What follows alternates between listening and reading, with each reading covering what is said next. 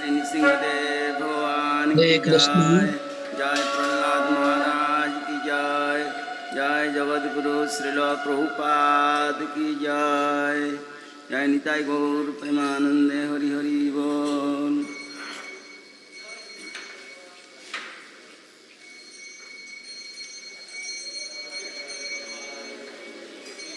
भगवान की जय। प्रहलाद महाराज की जय। जय नृसिंह श्री नृसिंह। जय जय जय श्री नृसिंह। जय जय श्री नृसिंह। उग्रं वीरं महाविष्णु वीरं महाविष्णु ज्वलन्तं सर्वतोमुखं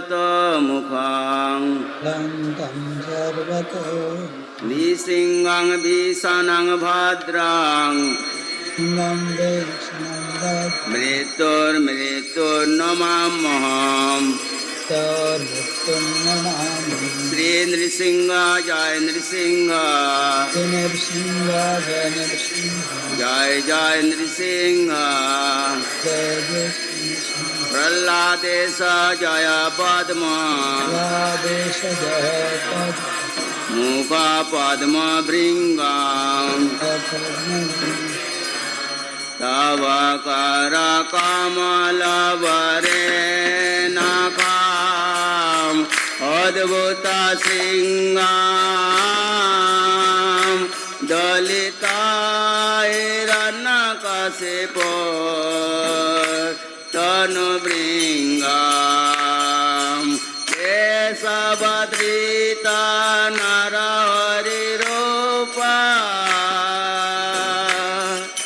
जय जगदीश हरे। जय जगदीश हरे। जय जगदीश हरे।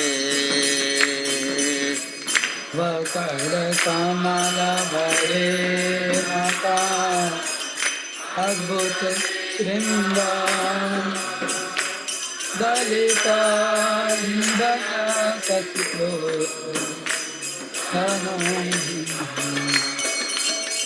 केशवधृता नरहरिरूपा। जगदीश रे जगदीश रे जगदीश। तव कर कमलवरेणकम् अद्भुत श्रृङ्गाम् दलिताैरण्यकशिपो तनुभृङ्गम् केशवधृता नरहरिरूपा। जय जगदीश हरे। जय जगदीश हरे। जय जगदीश हरे। अवकर कमल वरेणकम् अद्भुत श्रृंगार दलिताैरण्यकशिपो तनुभृङ्गम् केशवधृता नरहरिरूपा। जय जगदीश रे जय जगदीश रे जय जगदीश हरे। जय जय केशवधृता नरहरिरूपा। जय जगदीश हरे। जय जगदीश हरे। जय जगदीश हरे। केशवधृता नरहरिरूपा। जगदीश रे जय जगदीश हरे। जय जगदीश हरे।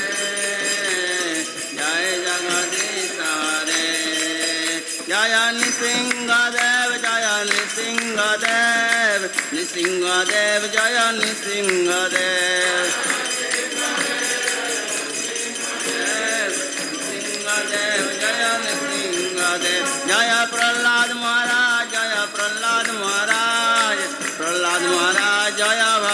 प्रहलाद प्रहलाद महाराज जय भक्त प्रहलाद जय जय प्रभुपाद प्रभुपाद प्रभुपाद प्रभुपाद प्रभुपाद प्रभुपाद प्रभुपाद जय जय श्री श्री सिंहदेव भगवान की जय जय भक्त प्रहलाद महाराज की जय जय निताई गौर प्रेमानंद राम राम जय पंचतत्व जय पंचतत्व पंचतत्व जय पंचतत्व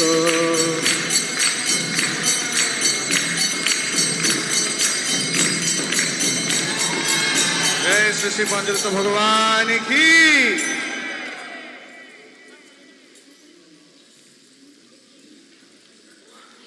तत्व भगवान की जय। नमो महावदान्याय कृष्ण। श्री कृष्ण चैतन्य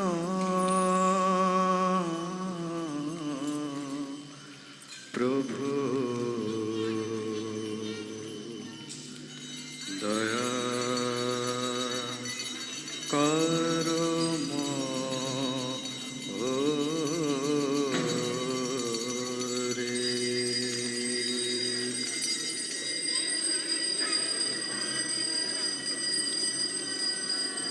प्रभु दया करो मोरे। श्री कृष्ण चैतन्य प्रभु दया करो मोरे। कृष्ण चैतन्य प्रभु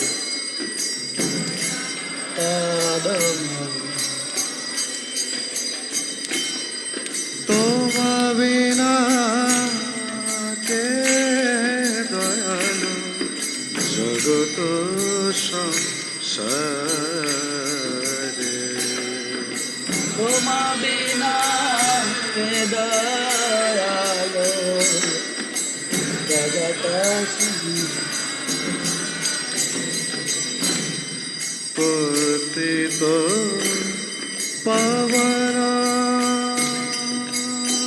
हेतु तब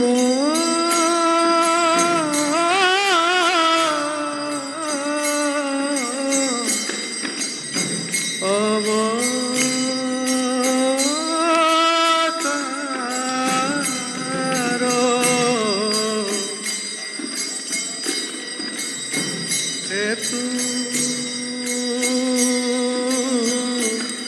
तब अवतारो पतित पावन हेतु तब अवतारो समपतित प्रभु ना पाइबे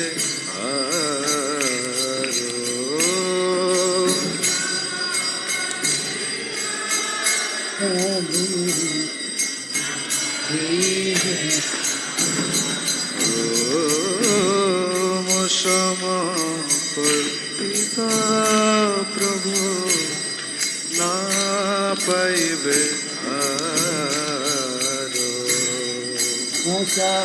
समापतिता प्रभु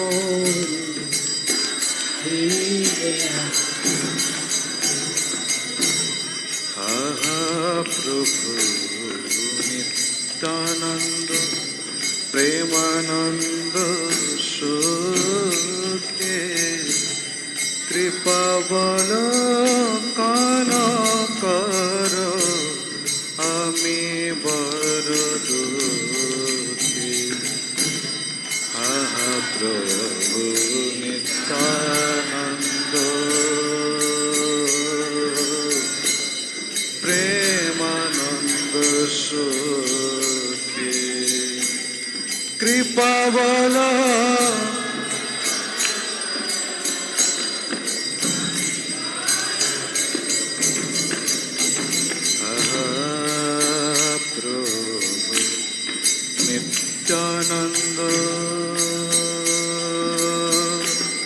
প্রেমানন্দ সুখে কৃপা বলো কন করো আমি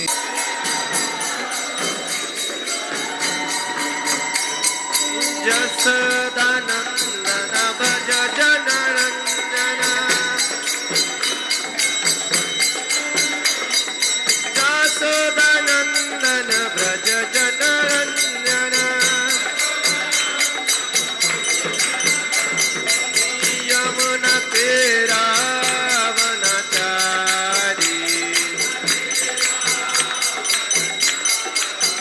जय राधा माधव जय बिहारी जय श्री श्री राधा माधव श्री श्री राधा माधव सखी बिंदु की जय राधा माधव राधा माधव राधे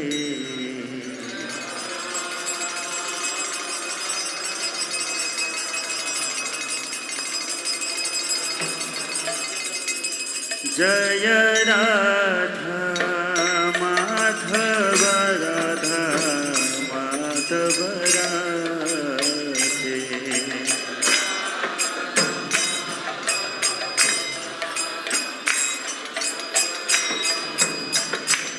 जय गिरि गोवर्धन गिरि गोवर्धन गिरि गोवर्धन जय गिरि गोवर्धन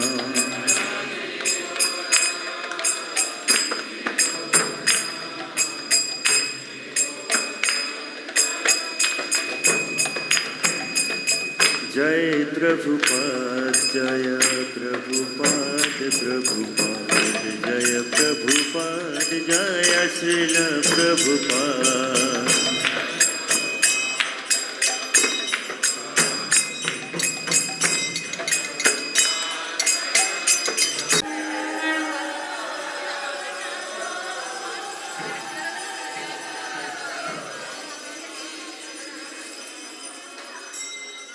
श्री गुरु चरणा पद्मा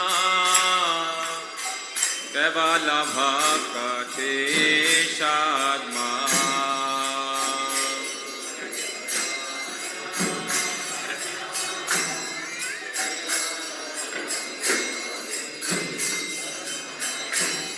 बंदमुए सावधान माते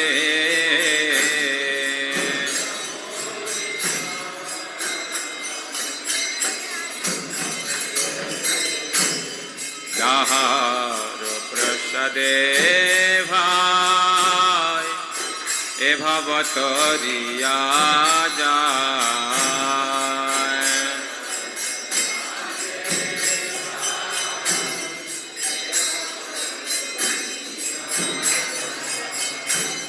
যাহার প্রসাদে ভাই এ ভবতরিয়া যায়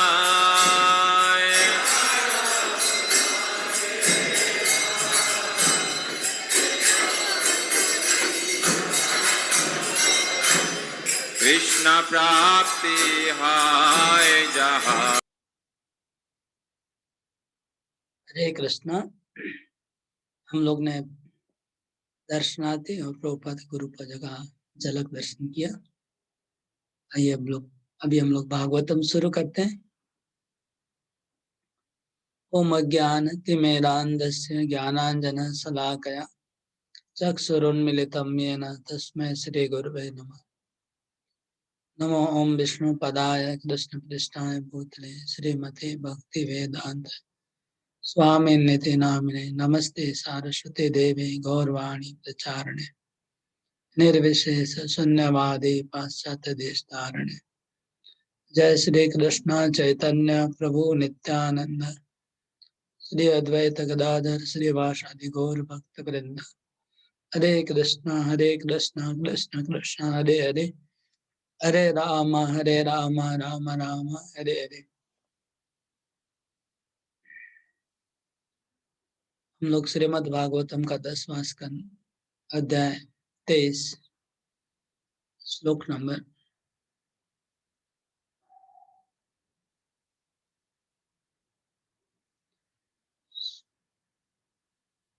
48 48 नंबर श्लोक से पाठ करेंगे। आप लोग सब प्रयास करिए, अगर आपके पास है भागवतम तो देखिएगा।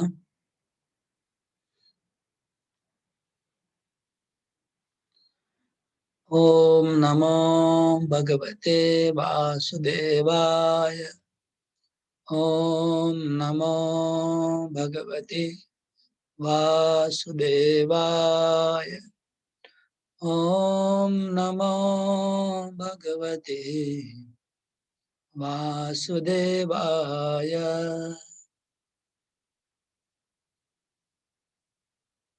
श्लोक नंबर 14।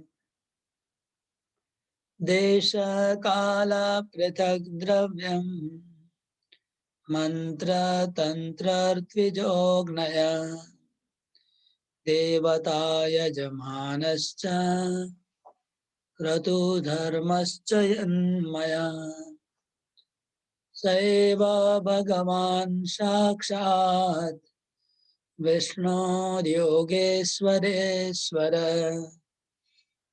जातो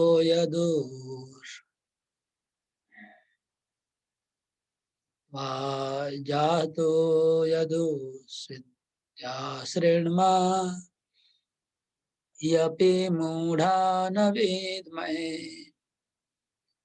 देशकाल पृथक् द्रव्यम् मंत्र तन्त्रार्त्विजोग्नयः देवता यजमानश्च क्रतु धर्मश्च यन्मया सैव भगवान् साक्षात् विष्णोर्योगेश्वरेश्वर जातो यदुसित्या शृण्मा यपि मूढा न विद्महे देशकाल पृथक् द्रव्यम् मंत्र तन्त्रार्त्विजोग्नयः देवता यजमानश्च क्रतु धर्मश्च यन्मया सैव भगवान् साक्षात् विष्णोर्योगेश्वरेश्वर जातो यदुसित्या शृण्मा यपि मूढा न विद्महे देशकाल पृथक् द्रव्यम् मंत्र तन्त्रार्त्विजोग्नयः देवता यजमानश्च क्रतु धर्मश्च यन्मया सैव भगवान् साक्षात् विष्णोर्योगेश्वरेश्वर जातो यदुस्वित्या शृण्मा यपि मूढा न विद्महे। अनुवाद। यज्ञ के सारे पक्ष शुभ समय, शुभ स्थान, शुभ सामग्री, वस्तुएं, वैदिक मंत्र, अनुष्ठान, पुरोहित तथा यज्ञ की अग्नि, देवता, यज्ञ अधिष्ठाता, यज्ञ हवि, यज्ञ से प्राप्त होने वाले शुभाशुभ फल, ये सभी उन्हीं ऐश्वर्य की अभिव्यक्तियां हैं, उन्हीं के ऐश्वर्य की अभिव्यक्तियां हैं। यद्यपि हमने योगेश्वरों के ईश्वर पूर्ण पुरुष भगवान विष्णु के विषय में सुन रखा था कि उन्होंने यदुवंश में जन्म लिया है, किंतु हम इतने मूर्ख थे कि श्री कृष्ण को साक्षात भगवान नहीं समझ पाए।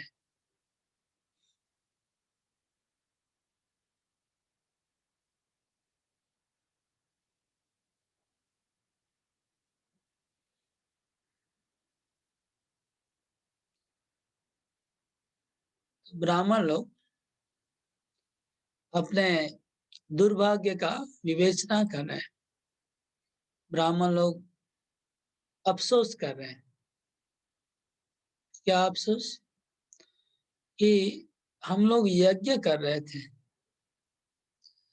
वो यज्ञ के ईश्वर है, यज्ञ देवता, वो साक्षात हमारे सामने हाथ फैला के भीख मांगने के आए थे। हम यज्ञ में इतने व्यस्त थे कि उनको हमने भिक्षा नहीं दिया। हम लोग कितने मूढ़ हैं, कितने मूर्ख हैं, ऐसा सोच रहे हैं। इस श्लोक में कहते हैं कि भगवान ही यज्ञ है, साक्षात यज्ञ भगवान है। यज्ञ के अधिष्ठाता देवता भी भगवान है। यज्ञ का उचित समय वो भगवान ही है। यज्ञ का उचित स्थान वो भी भगवान है। यज्ञ का उचित देवता भगवान है। यज्ञ में अर्पित सामग्रियां वो भी भगवान है।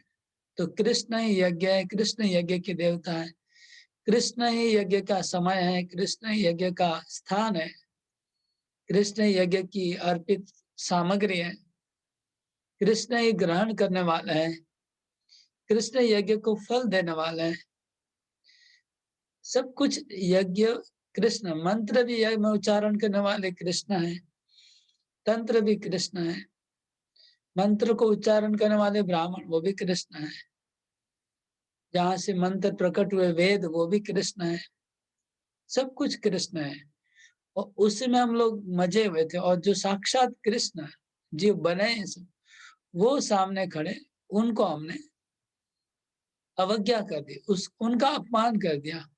और वो कृष्ण का ही जो एक दूसरा एक रूप, यज्ञ रूप, उसी में फंसे रहे। तो हमारी मूर्खता की कोई सीमा नहीं है। सैव भगवान साक्षात विष्णु योगेश्वरेश्वर है। तो भगवान विष्णु ही यज्ञ रूप में प्रकट हुए हैं। और विष्णु के भी विष्णु, विष्णु के भी आदि अवतारी कृष्ण, वो यहाँ अभी प्रकट हुए थे हमारे सामने, हम पहचान नहीं पाए। सैव भगवान साक्षात विष्णु योगेश्वरेश्वर है।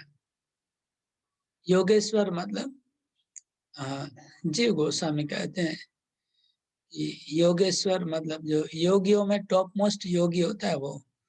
तो गीता में 4.6.47 में भगवान कहते हैं योगी नाम अपनी सर्वेशा मदगते नंतरात्मना श्रद्धावान भजते यो माम समय युक्त तमो मता। सब प्रकार की योगियों में वो योगी सबसे श्रेष्ठ योगी है जो अंतरात्मा से मुझे पूर्ण श्रद्धा के द्वारा हृदय में मुझे धारण करता है और मेरी भक्ति करता है। तो ऐसे जो भक्त है वो योगेश्वर है अकॉर्डिंग टू जीव गोस्वामी। और ऐसे भक्तों के जो ईश्वर है कृष्ण, वो कृष्ण जो भक्तों वत्सल है, अपने परम भक्तों के वत्सल है भगवान, वो भक्त वत्सल भगवान हमारे सामने प्रकट हुए। जातो यदोषु इत्रासुरम। तो क्या वो ब्राह्मण लोग को पता था कि कृष्ण भगवान है कि नहीं? ये सवाल है। ये आप लोग के मन में सवाल आ सकता है कि क्या ब्राह्मण जानते थे कि कृष्ण भगवान है? तो बोलते, खुद बोल रहे हैं, श्लोक में स्पष्ट लिखा है कि हमने सुना था कि भगवान यादव कुल में जन्म लिए हैं। हमने सुना था कि भगवान यादव कुल में कृष्ण बलराम रूप में जन्म लेके लीला कर रहे हैं, ये हमने सुना था। लेकिन हम लोग इतने मूर्ख है कि उनको पहचान नहीं पाए। इसका कारण हमने पिछले श्लोकों में चर्चा किया। जानने के बाद भी क्यों नहीं पहचान पाए, उसका एक दो श्लोक पहले चर्चा हुआ था। विडंबना विडंबना ऐसा है कि हम जानते हैं कि कृष्ण भगवान है, हम जानते हैं कि बलराम भगवान है, लेकिन वो अचानक हमारे सामने आ जाएंगे, ये विश्वास नहीं होता कि कृष्ण हमारे सामने आ जाएंगे, तो विश्वास नहीं होगा। वो भी किस रूप में है कि उनको बहुत भूख लगी है, पेट मतलब पेट जल रहा है भूख से, भूख से पेट जल रहा है, घर बहुत दूर है, थके हुए हैं, हमको भोजन चाहिए, इस रूप में आ गए, तो इसमें विश्वास करना बहुत मुश्किल हो गया ब्राह्मणों के लिए कि जिस जो परमेश्वर भगवान पूरी दुनिया को चला रहा है, वो क्या हमारे द्वार पे ऐसे खाने के लिए, भिक्षा करने के लिए आ सकते हैं? विश्वास नहीं हुआ, वो बात पे विश्वास नहीं हुआ। कृष्ण सामने प्रकट है लेकिन विश्वास नहीं हुआ, तो वो चुक गया मोमेंटम में। ऐसे मोमेंटम में कभी कभी मिस्टेक होता है हम लोग का। हम लोग हमेशा प्लान कर रहे थे कि मैं ऐसा करूंगा, ऐसा करूंगा, ऐसा करूंगा, लेकिन वो जब समय आता है ना, उसी समय हम, हो सकता है कि हम बहुत देर से प्लान कर रहे हैं कि ये एक मोमेंट आने वाला है, उस समय हमको ऐसा करना है, लेकिन वही चीज उस समय चुक जाते हैं। उसी समय हम हमारा हमारा जो अनर्थ है हमको करने नहीं देता है। जैसे हमने सोच रखा है कि गुरुदेव आएंगे तो प्रणाम करेंगे, उनकी पूजा, लेकिन जब आएंगे तो मिस हो जाएगा। पूजा करेंगे, उनकी माफी, कुछ माफी मांगेंगे, वह जो भी करना है, कुछ हमको मन में सोचा रखा है, लेकिन जब वो व्यक्ति ऐसे रूप में प्रकट होते हैं तो हम लोग को मोहित हो जाते हैं, हम भूल जाते हैं, जो सोचे थे वो करना भूल जाते हैं। ऐसे होता है कभी कभी मौके पे। हमारे साथ तो बहुत बार ऐसा हुआ, फिर वो समय वापस नहीं आता है। एक समय जो आता है, जैसे आपने सोचा है कि हम कहीं फलाना जगह कुछ आपको डोनेशन करना है, आपने रेडी है, आपने पैसा पॉकेट में रखा, उधर गए, और देने का समय आया तो थोड़ा मन में कोई डाउट आया, नहीं ऐसा नहीं, ऐसा ऐसा कर, बस हो गया, और फिर वो बंद हो गया, वह मौका नहीं मिला। तो ऐसे होता ही रहता है, मतलब भगवान मौका देते हैं, हम लोग चुक जाते हैं कई बार। मतलब एक एक एग्जाम्पल दिया छोटा सा मैंने, जैसे और भी देखा हम, जैसे गाय को हमको रोटी देना है, तो रास्ते में गाय नहीं मिल रहा है, लेकिन गाय मिल गया सामने, तो नहीं सोचा इसको नहीं, वो दूसरी गाय को देंगे, बस हो गया काम। अब दोबारा फिर गाय नहीं मिला, तो भगवान ने, ठीक हमारी इच्छा भी थी, भगवान ने सामने गाय को प्रकट भी कर दिया, लेकिन हमारी जो माया बुद्धि है हम लोग को भ्रमित कर देती है, और हम उस समय सेवा नहीं किया। मैं जस्ट एग्जांपल दे रहा हूँ, आप अपने लाइफ में बहुत सारी घटना को इसके साथ मैच कर सकते हैं कि कैसे मोमेंट जब आता है उसे मिस कर जाते हैं हम लोग। जैसे गोल होता है, उसको मिस करना होता है, मिस कर देते हैं, हो जाता है, इसमें आश्चर्य की बात नहीं है। ब्राह्मणों का ऐसा हो गया, ऐसा बात नहीं, हम लोग का डेली होता है, लोग राइट टाइम में मिस कर देते हैं कुछ चीजों को। तो इन ये लोग कहते कि उनको पता था, इनको पता था कि भगवान यादव कुल में जन्म लिए है, लिखा है जातो यदुषु, यादव कुल में भगवान जन्म पता था, लेकिन उस समय यज्ञ में इतने आनंद में डूबे हुए थे यज्ञ करने में, कि हमको यज्ञ के जो रिचुअल्स थे, जो विधि निषेध थे, उसको अच्छे से करने में इतने मग्न हो गए थे कि उस समय भगवान सामने खड़े, लेकिन उसमें नहीं। तो कभी कभी हम लोग रिचुअल में ज्यादा लग जाते हैं, इसको उपदेशामृत में नियम आग्रह कहते हैं। तो नियमों में इतने लगे रहते हैं कि नियम का असली उद्देश्य भूल जाते हैं। नियम बना हुआ है भगवान को खुशी करने के लिए, लेकिन कभी कभी हम लोग नियम में इतने आग्रह दिखाते हैं कि भगवान को खुशी करना भूल जाते हैं, और नियम ज्यादा इम्पोर्टेंट है, भगवान कम इम्पोर्टेंट है। यज्ञ करना एक नियम है, लेकिन उद्देश्य था भगवान को प्लीज करना, वो भगवान सामने खड़े हैं, लेकिन उधर ध्यान नहीं गया। ये नियम आग्रह का बहुत बड़ा एग्जाम्पल है। हम लोग भी कभी कभी नियमों में उलझ जाते हैं, नियमों में उलझ जाते हैं, भगवान देखते रहते हैं, हंसते हैं, कह रहे तुम, मैं तुम्हारे सामने खड़ा हूँ तुम्हारी सेवा लेने के लिए, और तुम नियमों में उलझे हुए हो, तो भगवान को अच्छा नहीं लगता है ऐसा। ये ब्राह्मणों और ब्राह्मण लोग ने रियलाइज किया कि नियम आग्रह, हम लोग उलझे रह गए नियमों में, साक्षात भगवान को समझ नहीं पाए। तो हमें भी भगवान के भक्तों को जब हम सेवा करते हैं, और गुरु को जब सेवा करते हैं, तो पहले तो हम विचार करके रखते हैं, मन को अच्छा बना के रखते हैं कि ऐसा सेवा करूंगा, ये करूंगा, लेकिन उस समय पे हम चूक जाते हैं, चूक जाते हैं। या फिर कभी कभी हम लोग नियमों में उलझ जाते हैं, नियम ऐसा है, नियम ऐसा है, नियम ऐसा, नियमों में उलझ के उनको जो साक्षात जो प्रकट है वो जो अभी मांग रहे हैं वो नहीं, हम पहले उन्होंने जो बोला उसको हम फॉलो कर रहे हैं, लेकिन अभी जो सामने जो बोल रहे हैं वो हम ध्यान में नहीं रखते। जैसे नियम जो है वो भगवान का ही बोला हुआ है, लेकिन पहले बोला हुआ है, लेकिन अभी जो साक्षात में जो बोल रहे हैं उसको करना चाहिए। पहले उन्होंने कहा हुआ है कि यज्ञ करना चाहिए, ये भगवान का ही वाणी है, यज्ञ करो, यज्ञ को ऐसे करो, यज्ञ में कभी रुकना नहीं चाहिए, रुका वही भगवान साक्षात प्रकट। अभी बोल रहे कि मुझे खाना दो, तो कौन सा उपदेश आप मानेंगे? एक है कि यज्ञ करने के लिए भगवान ने स्ट्रिक्टली कहा है कि यज्ञ के बीच में रुकना नहीं है, और एक कि साक्षात प्रकट होके भोजन मांग रहे हैं, तो थोड़ा बुद्धि लगा के करना। इसी प्रकार गुरुदेव ने कुछ नियम बना के रखे हैं, भक्तों ने हमको नियम दिए पालन करने के लिए, वही गुरुदेव जब अभी बोल रहे हैं दूसरा कुछ, तो आप क्या अभी जो बोल रहे हैं वो मानेंगे, पहले वाले नियम को मानेंगे? ये आपको खुद को बुद्धि लगाना हो। नहीं, आपने तो पहले ऐसे बोला था, हम वही करेंगे, ये नहीं करेंगे जो अभी आप बोल रहे हैं, हम नहीं मानने वाले, आपने पहले जो बोला था वही नियम है। ये बात है।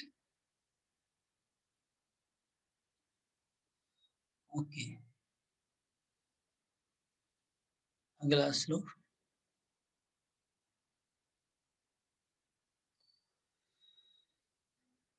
तस्मै नमो भगवते कृष्णाय कुण्ठमेधसे यन्माया मोहितधियो भ्रमामा कर्मवर्त्मसु।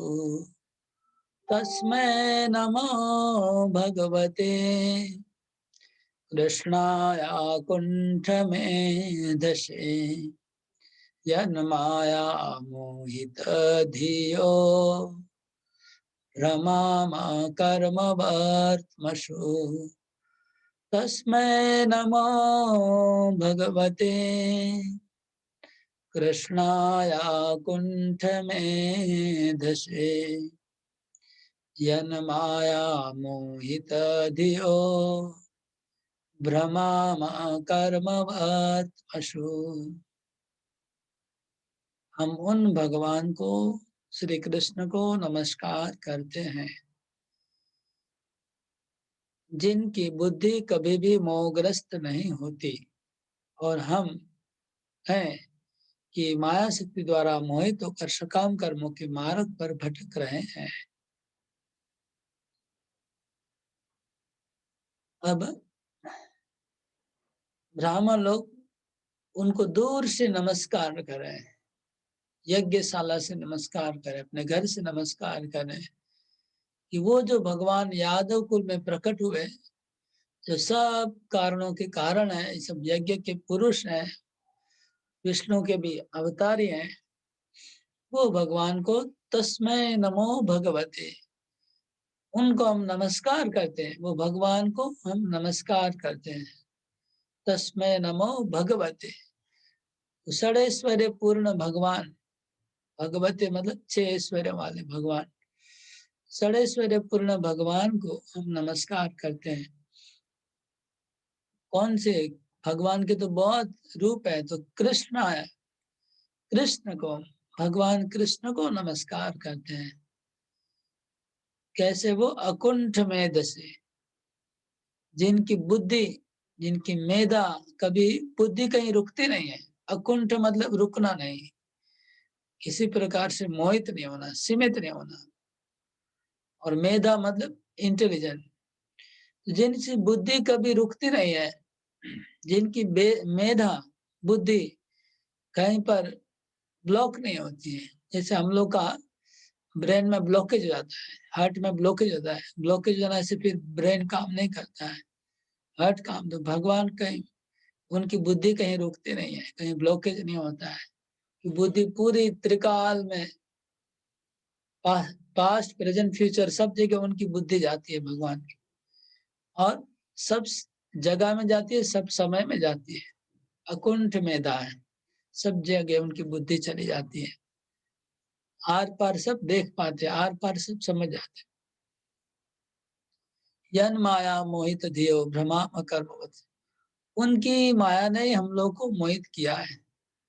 उनकी माया से मोहित होकर के हमारी बुद्धि मोहित हो चुकी है और हम हम भ्रमण कर रहे हैं। कहा? कर्म वर्तमशु, कर्म के रास्ते में, कर्म मार्ग में, जन्म मृत्यु जरा व्याधि के चक्र में हम भ्रमण कर रहे हैं उनकी माया से मोहित होकर के। जिन भगवान की माया ने हमको मोहित करके रखा है, जिन भगवान की माया ने हमको मोहित करके रखा है और उनकी माया के द्वारा प्रभावित होकर के हम बार बार जन्म ले रहे हैं, बार बार मर रहे हैं, उन भगवान को हम नमस्कार कर रहे हैं। तस्मै नमो भगवते कृष्णाय कुंठ में दशे, जन माया मोहित धियो भ्रमाम कर्मवत्मसु। उन भगवान को नमस्कार करते हैं जिनकी माया हम लोग को मोहित करके बार बार जन्म के चक्कर में फंसा के रखी है। उन भगवान को नमस्कार करते हैं क्योंकि वो भगवान ही ये माया को हटा पाएंगे। उनकी माया है, उनकी माया वो हटा पाएंगे, इसलिए उनको हम नमस्कार करेंगे। माया देवी को अगर बचना है तो माया देवी के जो मालिक है उनको नमस्कार करना होगा, उनको पकड़ना होगा, तभी माया देवी बचेगी। छोटे छोटे अगर पुलिस और सिपाही, छोटे छोटे अगर कांस्टेबल अगर परेशान तो ऊपर ऊपर वाले ऑथोरिटी के पास जाएंगे तो नीचे वाले छोड़ देंगे। इसी प्रकार ये माया भगवान की शक्ति है, भगवान की ही द्वारा चल रही है। भगवान के शरण में जाने से माया देवी छोड़ देगी। अगला श्लोक। इति स्वागम अनुस्मृत्य कृष्णे ते कृतहेलना दिदृक्षवो व्रजमथं कंसाद्भीता न चाचलन्। इति स्वागम मनुस्मृत्य कृष्णे ते कृतहेलना दिदृक्षवो व्रजम् अथ कंसाद्भीता नवाचलन्। इति स्वागम अनुस्मृत्य कृष्णे ते कृतहेलना दिदृक्षवो व्रजम् अथ कंसाद्भीता न चाचलन्। इति स्वागमनुस्मृत्य कृष्णे ते कृतहेलना दिदृक्षवो व्रजम् अथ कंसाद्भीता न चाचलन्। इस प्रकार कृष्ण की उपेक्षा करने से उनके द्वारा जो अपराध हुआ था उसका स्मरण करते हुए उनका दर्शन करने के लिए वे अति उत्सुक हो उठे, किंतु कंस से भयभीत होने के कारण उन्हें ब्रज जाने का साहस नहीं हुआ।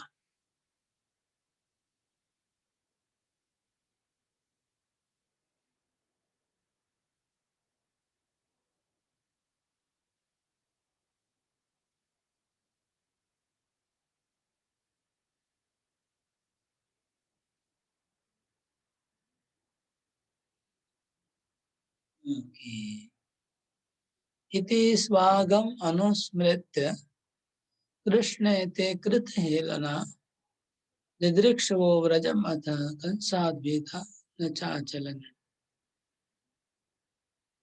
इति स्वागम अनुस्मृत्य, स्वागम मतलब अपना अपराध, स्व मतलब अपना, अगम मतलब स्व मतलब अपना, अगम मतलब अपराध। अपने अपराध को अनुस्मृत स्मरण करके तो ब्राह्मणों ने अनुभव किया कि उनका अपराध हुआ है। या अनुभव हो गया उनको। तो सबसे पहला है कि लोगों को पता नहीं चलता है कि हमने अपराध किया है। तो पता चल जाए तो बहुत अच्छी बात है। अगर कोई समझ जाए कि हमने गलती की है तो एक स्टेप हो गया काम। मतलब एक कदम हमने आगे बढ़ गए। अगर हमको पता चल जाए कि हमारी गलती है, तो पहले तो हम लोग का मन और बुद्धि कोई अपराध को स्वीकार ही नहीं करता है। हमारे मन और बुद्धि अपने दोषों को स्वीकार नहीं करना चाहता है। वो राजी नहीं होगा कि हमने कोई गलती की है। तो पहले तो अपनी गलती को एक्सेप्ट करना चाहिए, एडमिट करना चाहिए कि हाँ, हमारा ये गलती है, ये रॉन्ग है, हमने अपराध किया है। पहले अपराध को स्वीकार करना चाहिए, मन को विचार करना, कॉन्टेम्पलेट करेंगे तब पता चलेगा हमने कैसे अपराध किया है। ब्राह्मणों को समझ में आया कि हमने अपराध किया भगवान के चरणों में, भगवान के चरणों में हमने बहुत बड़ा अपराध किया है। इतने स्वागम अनुस्मृत्य कृष्ण ते कृत हेलना, कृष्ण का अपमान हुआ है, कृष्ण का इंसल्ट किया हमने, उनको हमने बहुत ही, हमारे द्वार पे आए थे, हमने उनको भिक्षा नहीं दिया। यद्यपि वो लक्ष्मीनाथ है, लक्ष्मीपति है, करोड़ों लक्ष्मियां उनकी सेवा करती है, वो हमारे द्वार पे भिक्षा क्यों करेंगे, हम लोग ऐसा सोच रहे थे। लेकिन भगवान इतने दयालु है कि इतने महान होने के बाद भी हमारे से अधम पापी जीवों को कृपा करने के लिए भिक्षा करते हैं। उनको कुछ जरूरत नहीं है, लेकिन जीवों का उद्धार करने के लिए कभी कभी वैष्णव लोग, संत लोग, गुरु लोग भिक्षा स्वीकार करते हैं। भिक्षा में जैसे आर्थिक रूप से स्वीकार करते हैं, डोनेशन, या फिर कोई चीजें स्वीकार करते हैं, अन्न है, भोजन है, या कोई वस्तु हम लोग देते हैं, गुरु वैष्णव और साधु वैष्णव गुरु को देते हैं। लेकिन हमें ये नहीं सोचना कि हम बहुत दाता है, हमारे बिना उनका चलेगा नहीं, हम अगर डोनेशन नहीं देंगे तो इनका चलेगा नहीं, हमारा हम जिन्हें चीजें वस्तुएं नहीं देंगे तो इनका जीवन नहीं चलेगा, ऐसा कभी नहीं सोचना चाहिए।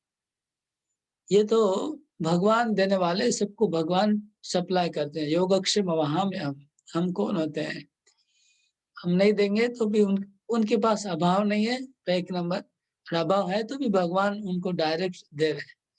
लेकिन जब वो स्वीकार करते हैं हमारे से, तो वो हमारे ऊपर कृपा करने के लिए स्वीकार करते हैं। वास्तव में वैष्णव लोग को अंदर में कोई इच्छा नहीं रहती है, लेकिन वो जब लेते हैं तो उनको लगता है कि ये भक्त की बहुत इच्छा है, इसको नहीं लूंगा तो उनको खराब लगेगा, या फिर ये भक्त की इच्छा है, अगर मैं स्वीकार करूंगा तो उसका थोड़ा भक्ति बढ़ जाएगा। और लेने के बाद कभी कभी भक्त लोग प्रशंसा भी करते हैं, यदि भी अंतर में उनको कोई बिल्कुल वो चीज अच्छी नहीं लग रही है, हो सकता है, लेकिन बाहर से बोलेंगे कि बहुत अच्छा है, बहुत अच्छा है। और हम लोग मोहित होकर हम लोग सोचते वाह वाह, ये चीज के प्रति उनको बहुत आसक्ति है, इसलिए बोल दिया कि अच्छा है। ऐसा भ्रमित कभी मत होइएगा, सावधान रहिएगा। वास्तव में भगवान के भक्त जो पूरी दुनिया को छोड़ के भगवान के चरणों में समर्पित हो चुके हैं, उनको दुनिया से कोई चीज से कोई मतलब नहीं है, कोई चीज के प्रति आसक्ति नहीं है। तो दूसरे जीवों को करुणा करने के लिए, दूसरे जीवों को लाभ पहुंचाने के लिए सब कुछ स्वीकार करते रहते हैं। ये बहुत बड़ा गलत फहमी रह जाता है, लोग समझ नहीं पाते हैं। तो जब कृष्ण है, लक्ष्मीपति है, करोड़ लक्ष्मी उनकी सेवा कर रही है, वो जब ब्राह्मणों के द्वार पे मांगने आए तो ब्राह्मण लोग को मतलब समझ नहीं पाया कि ऐसा कैसा हो सकता है। भगवान उनको करुणा करने आए थे, भगवान की जरूरत नहीं थी भोजन की, भगवान क्या है, कुछ भी कर सकते हैं, कृष्ण क्यों नहीं कर सकते हैं। लेकिन उनको करुणा करनी थी उन लोग के ऊपर, इसलिए मांग रहे थे। तो मांगना तो और ज्यादा कृपा है। एक तो जब देने पे स्वीकार कर लेते हैं, अगर कोई, अगर भक्त लोग हम कुछ उनको देते तो स्वीकार करते तो बहुत बड़ी कृपा हुई हमारे ऊपर। हमें ऐसा नहीं सोचना हम उनको एहसान करें, अगर इतना सा भी भाव ऐसा अंदर में आ रहा है तो बहुत गलत हो रहा है। लेकिन अगर मांग लेते हैं तो फिर और बड़ी कृपा हो गई, उससे तो बड़ा कुछ नहीं। तो मांग लेने पे लेकिन फिर ये भाव आना बहुत बहुत रिस्की है। अगर भक्त लोग कुछ मांग लें तब तो मन में भाव आ ही जाएगी, अरे ये भी मांगते क्यों है, इनको क्या इसको में कुछ मिलता नहीं है क्या, या फिर अरे ये बहुत गरीब है, हमको उनको देना चाहिए, ये सब भावना आ ही जाएगा कैसे न कैसे।